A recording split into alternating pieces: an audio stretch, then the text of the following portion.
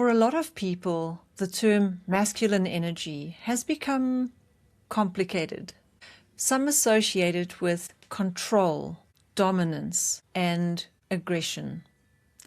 Others feel defensive of it, as though it's under attack. So let's slow this down and clarify what masculine energy actually is.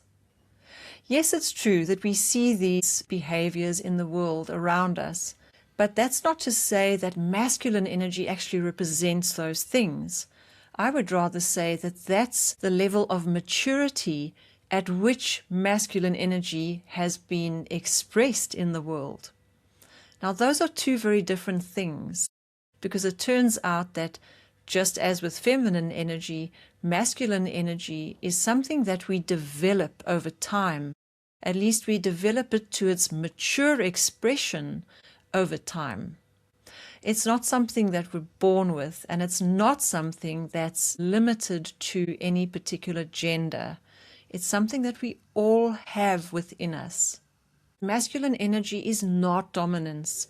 It's not emotional suppression, productivity at all costs, and it's not power over others. Masculine energy, in a nutshell, is not about relentlessly just doing, or suppressing feelings or being hard. And it is not the enemy of sensitivity or intuition. At its core, masculine energy is about structure, action, and implementation. It's how inner guidance becomes lived reality. It's how insight turns into movement, into action. And it's how meaning finds expression in the world. So let's have a look at how masculine energy feels when it's out of balance. In other words, when it's overdeveloped and it's not balanced by our inner feminine. So that can look like chronic busyness, control issues, impatience, burnout from just relentlessly working, doing but without fulfillment, and difficulty resting, listening inwardly, or letting go. So you might say when action loses connection to awareness, it becomes compulsive rather than purposeful. Now, these qualities that I just mentioned are actually a 30,000-foot view of masculine energy. There's much more to it than this. And in later episodes, I'll be delving into what masculine energy is in greater detail. So let's have a look at what it feels like and looks like when masculine energy is in its mature expression. So you can think of a scenario at home or in the office, and you can imagine calm decisiveness, steady presence, clear boundaries, follow through without force, and strength in the service of meaning. One could say that mature masculine energy knows when to act and when not to. As we've mentioned, inner masculine energy gives us the ability to act and implement.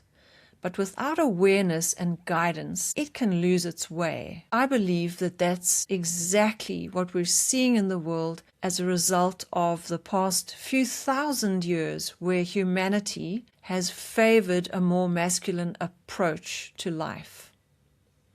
Now, balance is that magical sweet spot where we learn to bring forward the masculine energy and the feminine energy as they are needed in any moment to address that moment with the greatest effectiveness and love and skillfulness. Because not every situation requires the same set of tools. Now, balance happens when structure and action are shaped by inner clarity. And that is the sweet spot, the magic spot that we want to get to, where the two work together in synchrony rather than being something that we must choose between.